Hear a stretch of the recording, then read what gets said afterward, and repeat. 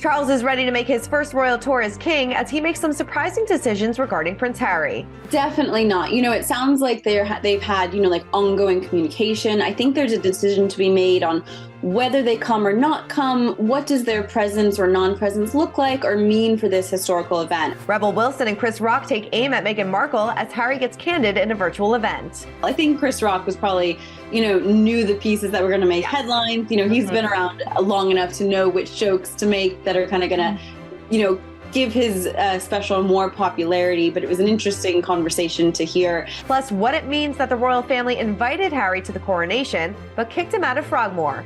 Gareth Russell helps us break it all down. That indicates that the decision to remove Frogmore from them really was not as big of an insult as we initially thought last week. We've got that plus so much more in today's Royally Us.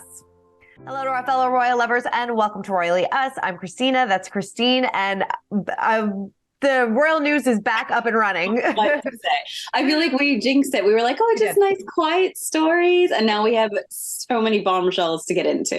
So many. Before we do, we got to see what you guys had to say about last week's show. Poppy says Harry should be ashamed of himself. And if he has any decency left, he would stay away from his father's big day and not ruin it. He's a traitor and hope one day he will realize how much he gave up for money. A lot of people have that opinion that he is a traitor. Yeah, so I think a lot of people are in agreement. CA Girl says nobody likes people who trash their own family. How can they pretend to be kind and compassionate when they can't even be kind to their own families? And Lenore says the princess is amazing with her willingness to get athletic even in heels. They both seem to have so much fun together. It's pretty much an agreement across the board. Everybody is not really on the Harry bashing his family train.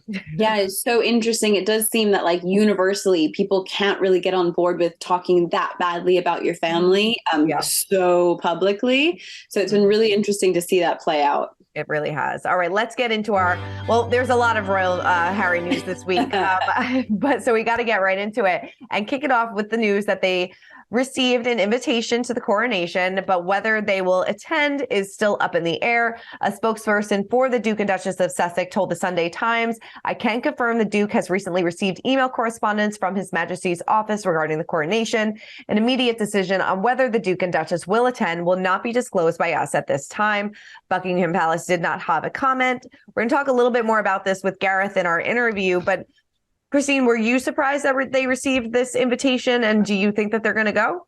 Definitely not. It sounds like they've had, ongoing communication. I think there's a decision to be made on whether they come or not come. What does their presence or non-presence look like or mean for this historical event? And Gareth will break this down so well later on in the show. But, this is a huge historical religious service. There's so much that goes into it. So it's a bit different from just either they go or they don't go. It's will they participate? What role do they have? So the conversation definitely needed to be started now. So I'm not surprised that we're sort of hearing these, this statement has been made. No, totally. I agree with you. Yeah. I never doubted that they wouldn't invite them. It would have felt weird if they didn't. And then everyone would have been like, oh, that's how they're getting their revenge. And that's not the way that they do things. So whether or not that they decide to attend is still up in the air.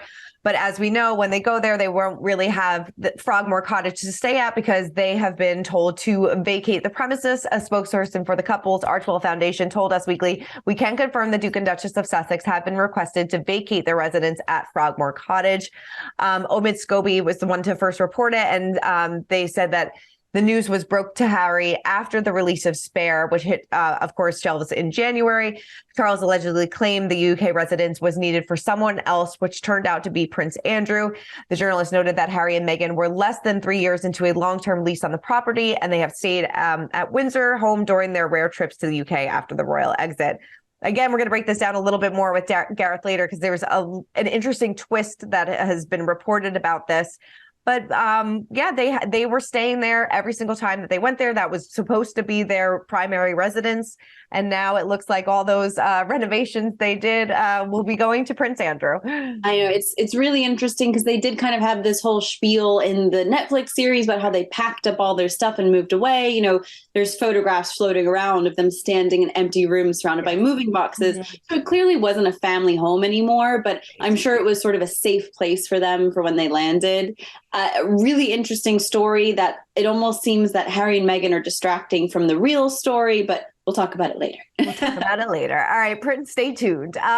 So Prince Harry sat down with Dr. Gabor Mate for a special live stream on March 4th. I don't know if anybody paid the $35 to tune in, but if you didn't, we're going to break it down. The therapist asked the Duke of Sussex about accusations that he is playing a victim.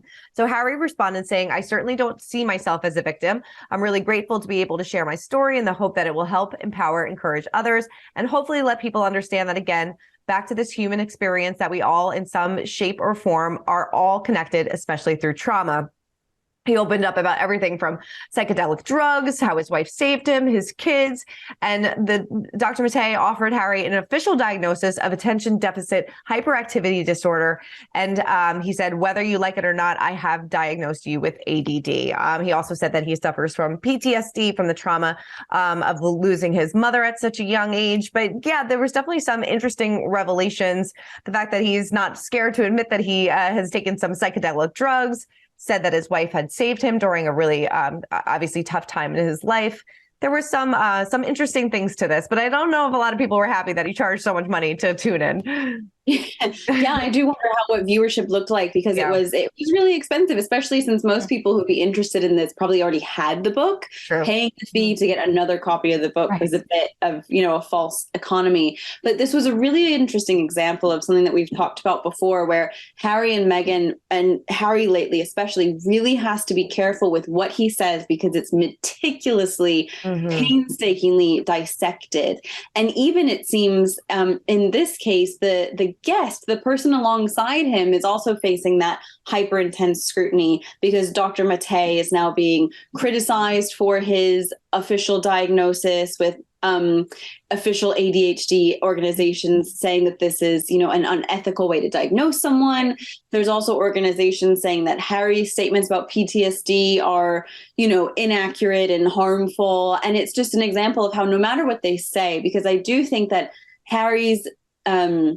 what Harry shared in this experience, he did out of goodness, trying to normalize the conversation, trying to open up the conversation to more people, is now kind of turning against him and being, hyper scrutinized and turned into, something that's now become negative. Yeah, I agree with you. I feel like what Harry and Meghan really need to do is just kind of take a step back, reevaluate, and, let the dust settle for a little while, let everybody kind of not forget about you for a little while, but forget about you for a little while, and then come back and do something good with this platform, which I know that, like you said, he is trying to do, and he's trying to open up that discussion on mental health, but people are just not taking that seriously right now after reading what they read in Spare and seeing kind of the fallout from that. I just really think that they should kind of take a step back.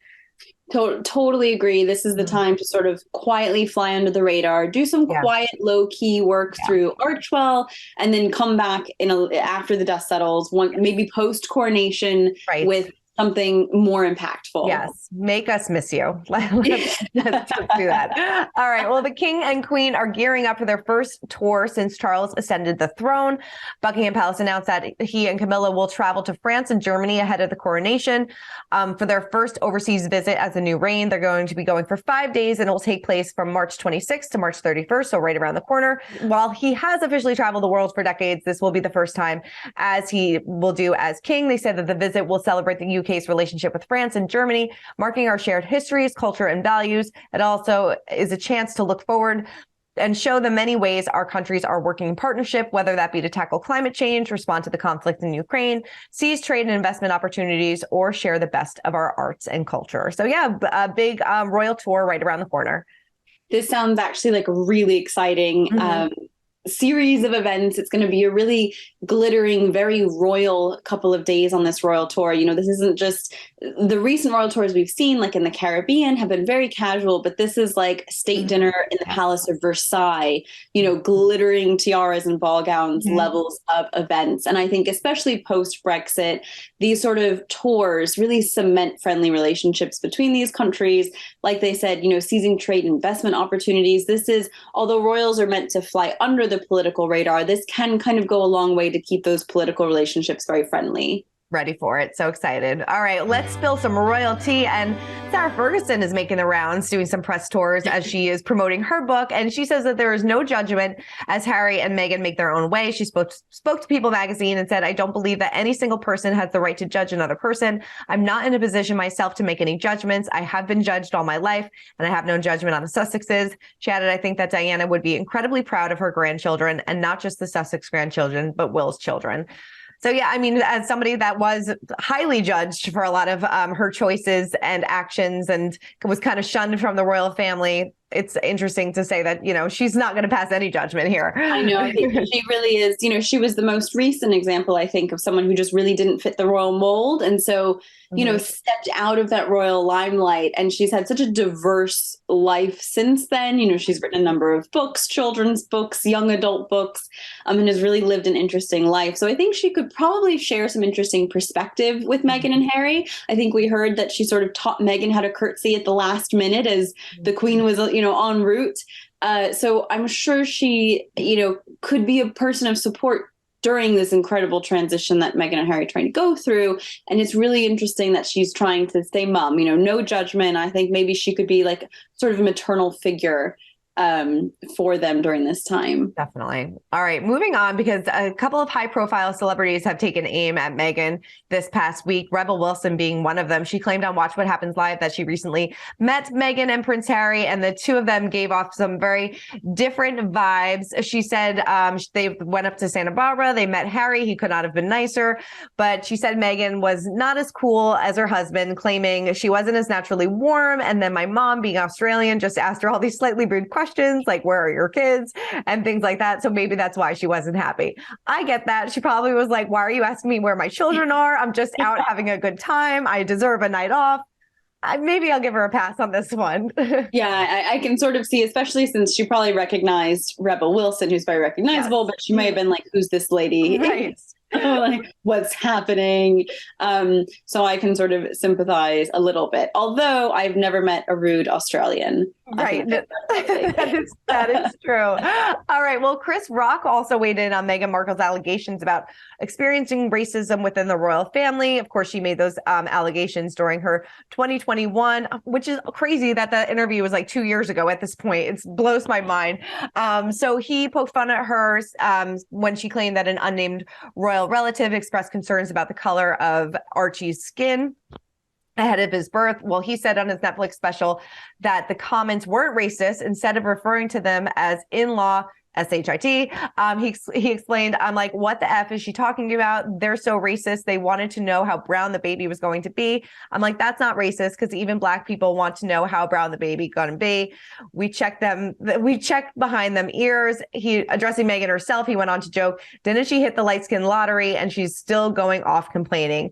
He pointed out that while it can be difficult for a Black girl to be accepted by her white in-laws, it's even harder for a white girl trying to be accepted by her Black in-laws, adding that it's really hard. So yeah, I mean, even hitting Netflix Netflix comedy specials. I don't know if she's very happy with that, since she has got to deal with Netflix as well. I know it'll be interesting to see if this story sort of plays out at all. I think Chris Rock was probably, knew the pieces that were going to make headlines. He's been around long enough to know which jokes to make that are kind of going to, give his special more popularity, but it was an interesting conversation to hear. And I think it's been really interesting in a good and in the worst and best ways to see how this now plays out, on social media, people responding to it, either supporting him or not supporting him. And it just goes to show anything you say now can become, part of the public conversation. 100%. And how the public conversation could change throughout these past 2 years about them as well, because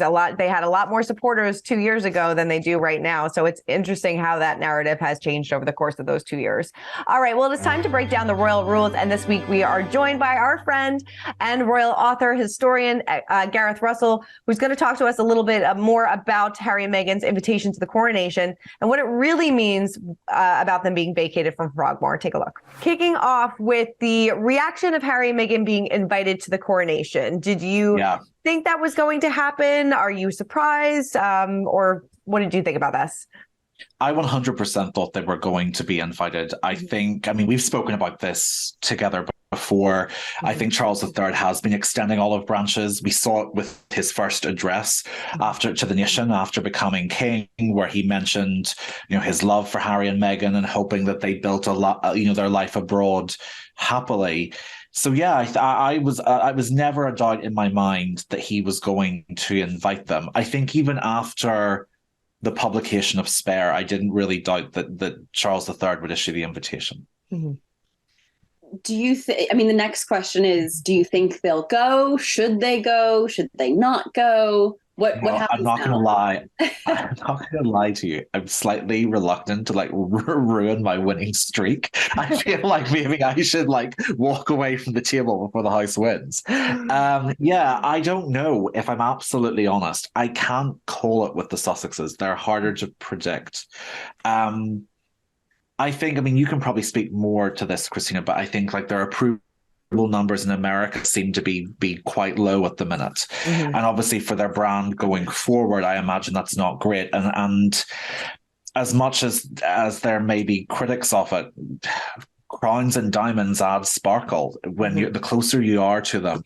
I think they might want to reinvigorate the brand that way. But I could also see why they might not want to go. They could feel nervous going. I think their approval rating, their approval ratings in the UK are very low, but public opinion's a fickle thing that could change. Mm-hmm. So ultimately my answer is kind of answerless. I don't know whether the Sussexes will go. I could see good reasons for them to go. Mm-hmm. But it might be something they don't want to participate in, or they'll be nervous about the public reaction when they go over. Do you think if they do attend, obviously all hypothetically speaking, is this a step into the right direction, or do you think that they're just going for formality and just to kind of save face? Yeah. And, do you think, I don't know. I think if the Sussexes go, I would hope, I think it could be a step in the right direction. I think there are a lot of jokes doing the rounds in Britain that if they do turn up, the royal family better ask them to sign an NDA or check if they're wearing microphones. Right. But that's sort of like a tongue-in-cheek jibe. But there is a sense that anything and everything could end up on Netflix, or everything and anything could end up in a book, and the other party involved won't have had the right to respond. So I think there's probably a certain amount of suspicion of the Sussexes' links to the media, which is ironic considering Prince Harry's lifelong campaign against media intrusion. Maybe if they spend time together at the coronation, those doubts will soften. I don't know. But I think nothing ever really gets better the longer you leave the problem, if that makes sense. I think that would be my instinct. I could be completely wrong on that.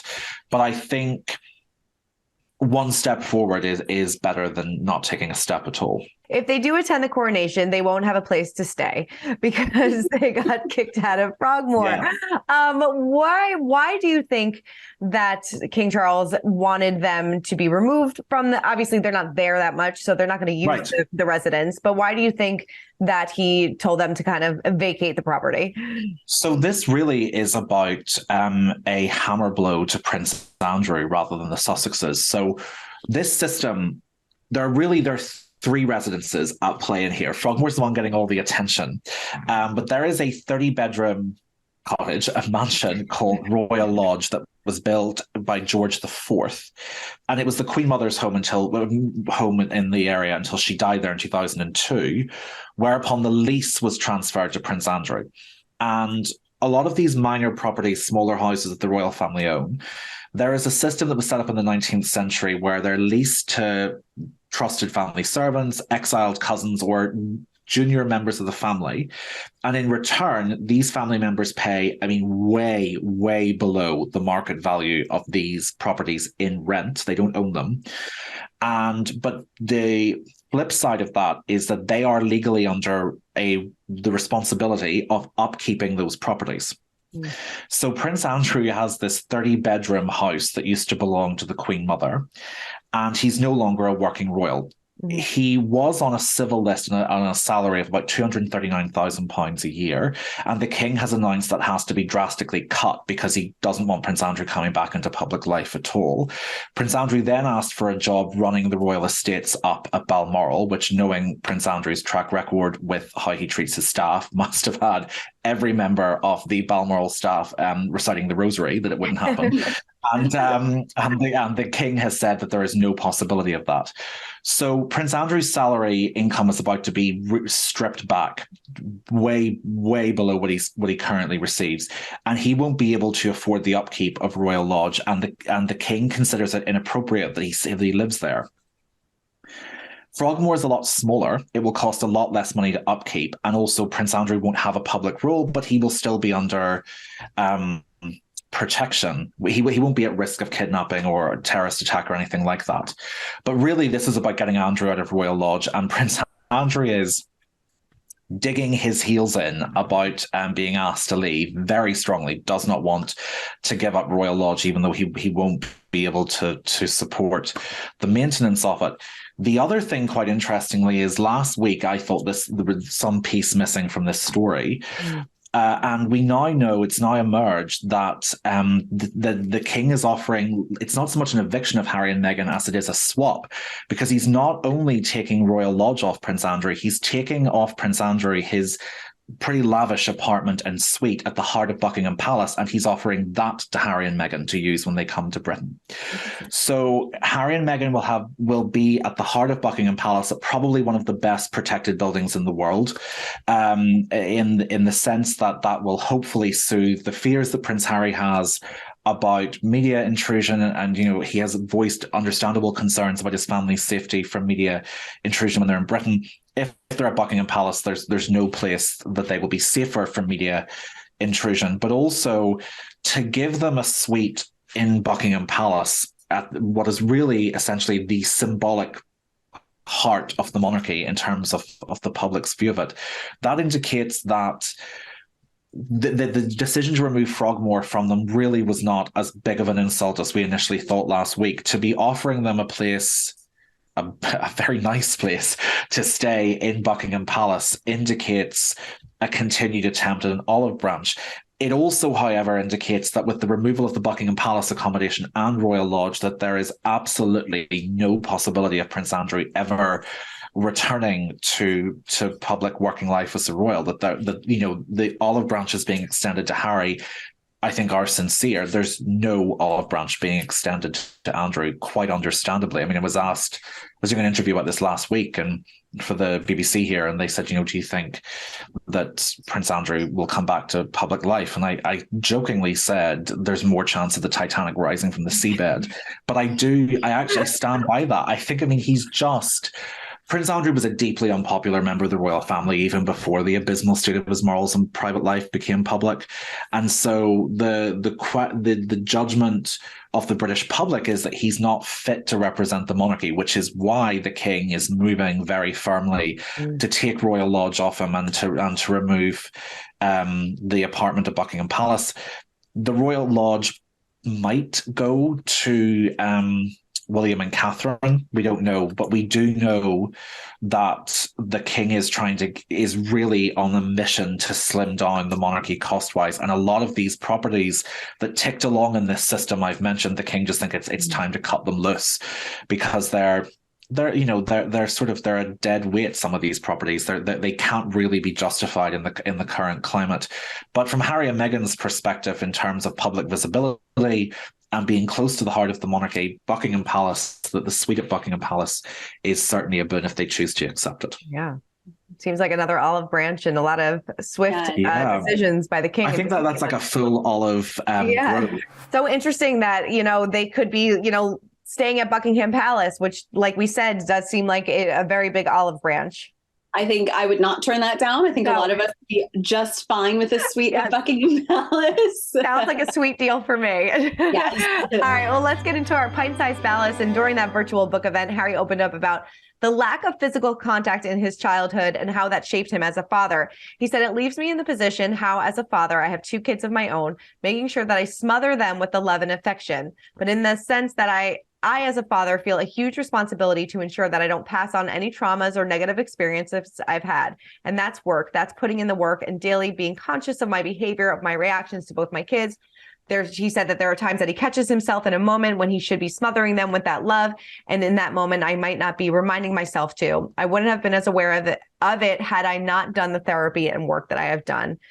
I mean, I feel like that's, the right, you always look back at your childhood and kind of want to correct the mistakes that maybe you experienced. And I feel like that's what he's doing. And it seems like, say what you will about him, but he does seem like a great father.